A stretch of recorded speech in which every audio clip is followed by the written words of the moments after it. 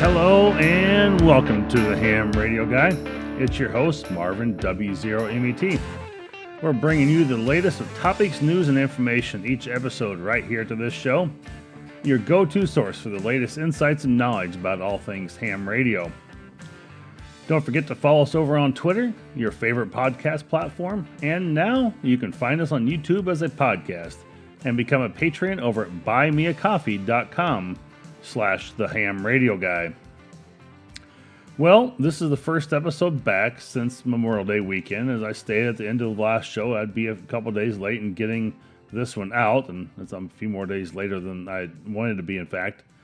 And I would, I said I'd be traveling for some needed rest and relaxation, and I must say I enjoyed some of the POTA contacts and time I was able to get over the weekend. Some of you may have seen my Twitter feed at the Twin Falls Resort in West Virginia, and I had an opportunity to work a late shift on POTA, and that was a lot of fun. A lot of just a pile-ups. It was kind of actually crazy at times, so it was good to be able to do that. Well, I will have one more show before Field Day in here, recorded probably next weekend. I'm thinking get in before Father's Day weekend. I'll be traveling then as well, so a little crazy about the schedule, and I apologize, but we'll try and keep these more on track and going more regularly, trying to create some content ahead of time. So I want to talk a little bit more about what today's topic actually is and get into that for a few minutes here. And so in today's episode, we're going to be discussing RF exposure, FCC regulations, and the resources available from the ARRL for some training and guidance.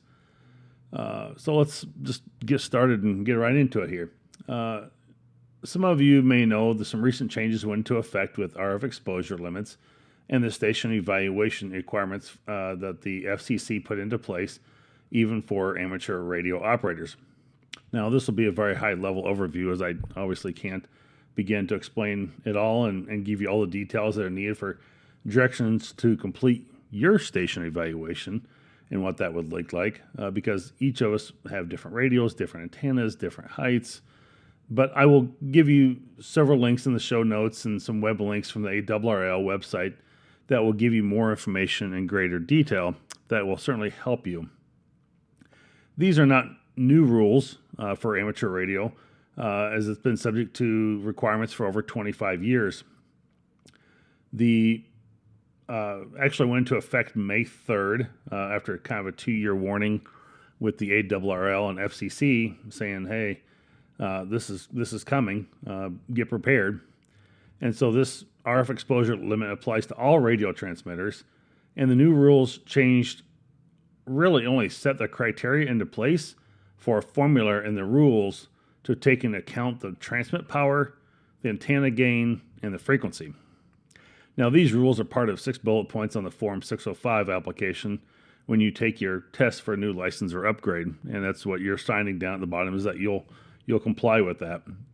And the FCC is required by the National Environmental Agency Policy Act of 1969 is where this all actually stems all the way back to, which evaluates the effect of emissions from FCC regulated transmitters on the quality of human environment. Under the old rules, many amateurs were categorically exempt from the need to do an evaluation. But like I said, as of May 23rd, 2023, you'll need to determine that you are still exempt using the new criteria for exemption described in the new rules, or perform an evaluation. And I think if you go through and start looking at some of your stuff, you can make that determination what you need to do. And if you make a change to your station after May 3rd, 2021, that could affect RF exposure, such as increasing your transmitter power, putting up a new antenna, or moving an existing antenna, you need to perform another evaluation. The question most amateurs will probably ask out of this is this hard to do? How do I do this? I don't know what to do. I'm not sure how to calculate this. So most station operators can use the RF exposure calculator page That is linked on the ARRL RF exposure webpage. And if you just go to ARRL.org and type in RF exposure or RF evaluation, their whole page and all this information comes right up. And you can find that pretty easily. And so on their webpage, you can either do the transmitter peak envelope power or the antenna gain as kind of a worst case scenario. There's different ways you can measure that and still get a relatively decent, information on this. You can find a copy of this link for the ARRL.org/files/file/technology/RF safety/committee, and that will get you the PDF you need to from the ARRL. And you can find a copy of this link as well in the show notes at the Ham Radio Guy or on the YouTube channel. You can also use a worksheet to determine this as another solution, and you can find the link for that worksheet on the show notes page as well. I just realized that's the one I just gave to you a second ago. So, do you need to report your station evaluation, or how do I report it? And the truth is, you don't really need to. The bottom line is that this is for your safety and others that are in and around your house, your residence, your station, wherever you may have it. And if you have 100 watt radio, or you have a 1,000 watt amplifier, either way, you still need to perform this evaluation. And it's a great idea to keep a record of the station evaluation in case there was ever a complaint made by a neighbor, to show that proof that you've done it and you've evaluated it. And then, anytime you make changes in the ham shack, an exposure evaluation should be completed again, and you need to add your existing records to show the changes. And I really encourage you to say, if you've done one and then you have to make a change, you do it again, you keep both of them to show the changes and, whatnot. It's not required, but I think it's a great recommendation. If you need help with the ARRL on this, they can help you. You just need to reach out to them, contact them by email at TIS Tango India Sierra at ARRL.org. And one of the engineers will get back to you. If you need to talk to them, provide your name and phone number and time to call between 9 and 4. That's when their operating hours are for office. That's in Eastern time. The ARRL also has a learning network video on RF exposure that's very good that you can view to show you how to perform this evaluation. And I don't believe that you have to be an ARRL member to see that video. I could be wrong. Correct me if I am. Leave a note in the comments. But I'm pretty sure that you don't have to be a member to view that video. And the other thing is, I could probably talk about this for over an hour and maybe even longer, as there's a lot of detail and information to share about doing an RF exposure evaluation on a station. I mean, it's just a ton of detail. But, it's different for every station. And I don't know how to tell you that, this is what black and white, what you need to do. So, there's just a lot of resources I want to be able to provide you in show notes today. Definitely worth taking a look at and reading. The ARRL has a great book on this as well, covering RF limits. And one of the many definitions you'll hear and read about is the SAR, specific absorption rate. And I'm going to read the definition that comes from the FCC here. And it says, SAR is usually expressed in terms of watts per kilogram, or milliwatts per gram. And guidelines for human exposure to RF fields are based on SAR thresholds, where adverse biological effects may occur. And so it's like how much RF exposure is your body absorbing, how much are you taking in, is what those threshold numbers are, and that's what they're talking about. So it's when the human body is exposed to an RF field, the SAR specific absorption rate experience is proportional to the squared value of the electric field strength induced in the body. And this is why you're really doing the evaluation to measure the SAR absorption level of your body and what it's going to take to, absorb that RF. And so that's what it comes down to. But you can find this definition and many more in the PDF. If you go look for this, evaluating compliance with the FCC guidelines for human exposure to radio frequency, electromagnetic fields. This PDF started talking about electromagnetic fields and this compliance around page 15. So I think about my notes I was looking at, like, what am I reading here? And so, those things happen. It's the reality in life, and, it's the way it goes. But it starts talking about electromagnetic fields in this PDF about page 15 and what the amateur radio band and information needed to perform the test are. So if you go look at that document, again, evaluating compliance with FCC guidelines for human exposure to radio frequency is the title of it. And I'll put that in the show notes as you can see that and find it. And you can find this article and many more online. The latest article I can find is really in the May 2023 edition of QST. So if you get that, there's a lot of good information in there. And that's kind of what started my spark in this myself to do my own evaluation, which I've not done yet, but I'm looking at it, trying to figure it out. And I agree, it's not easy. It's not, just a simple, hey, I can plug in the numbers here and there. You've got to do a little research, hey, you got a 100-watt radio, you've got this antenna, you got this antenna type. It's like you may have to go to the manufacturer and look for some information from them as well, see what they can find to kind of give you all your numbers that you need to complete this. And, hopefully you'll be able to figure that out. If not, again, reach out to the ARRL, reach out to the local club. There are, maybe you have an Elmer, or reach out to me, somebody that will be able to provide more information for you somehow. Again, I may not know the answer, but I have to refer you to the ARRL or someone that may be more experienced at this that I know that might be able to help you out as well.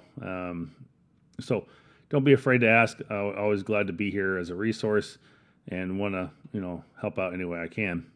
So good luck in your evaluation. Hope that you'll find what you're looking for in a safe RF environment when operating, and that you're in good shape. So with that, I think we're going to move into a little bit of news. That's all I've got to wrap up with RF exposure. So again, a very high level overview, not getting into specific station details at this point. May come back and do one a little bit more when I figure out what mine is, but hope that this will hopefully be helpful with what you'll find on show notes and what I give you here for some information.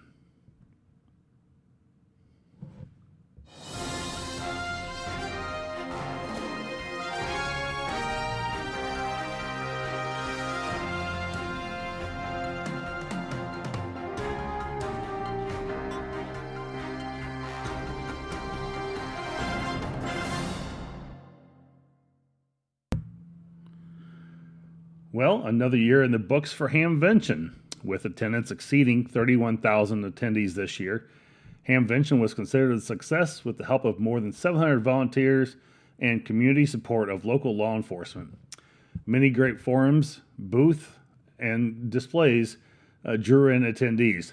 Many opportunities to interact and form new friendships while others were rekindled. Hamvention is already on the way to preparing for another great year in 2024. In March of 2023, FEMA released the final version of the NIMS, which is National Incident Management System, Information and Communications Technology Functional Guidance. Again, it's a fairly thick manual talking about NIMS and how it works and the rules and everything around that. And it now includes radio amateurs in the response ecosystem and the national emergency preparedness. So ARRL and FEMA have entered into an updated memorandum of agreement. This agreement will enhance the cooperation between ARRL's Emergency Communications Program, the Amateur Radio Emergency Service, ARES, and FEMA in providing disaster communications. The agreement emphasizes the importance of skilled amateur radio operators in times of crisis and the roles of ARES leadership with the emergency communications space. Amateurs contribute more than 420,000 hours annually, saving local agencies more than $13.4 million. That's a lot of volunteer hours and money saved by utilizing amateur radio operators. The Northern California DX Foundation recognizes the negative aspect with deliberate QRMers are having on our hobby. Experienced those many times myself out there working POTA and other events. And we believe this is a problem that can be mitigated by applying amateur operators' vast knowledge and receiving tools to good use. In order to spur research into solving the problem with the Northern California DX Foundation Board of Directors at their latest board meeting allocated $100,000 to help develop solutions.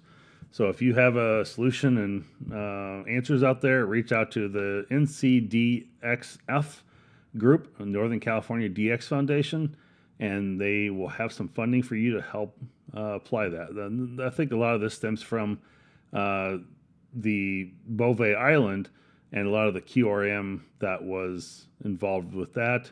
People got really torqued off about it, and that's what they decided to do something. And it does put a kind of a black eye on our hobby a little bit when we hear things happening on the airwaves that we know that are not our normal operators that should be, operating. And then let's see. Funding is available for research and development as well as implementation of the technology. It is hoped that the manufacturers will also assist us with equipment and resources. NCDXF will shortly have an outline specifics on how to apply for the grants, so get your thinking caps on. This is serious money to address a serious issue to NCDX. Anyway, according to them, it's a serious problem, and I don't disagree with that. So, as always, this news information is updated from the ARRL News and AR Newsline and other sources.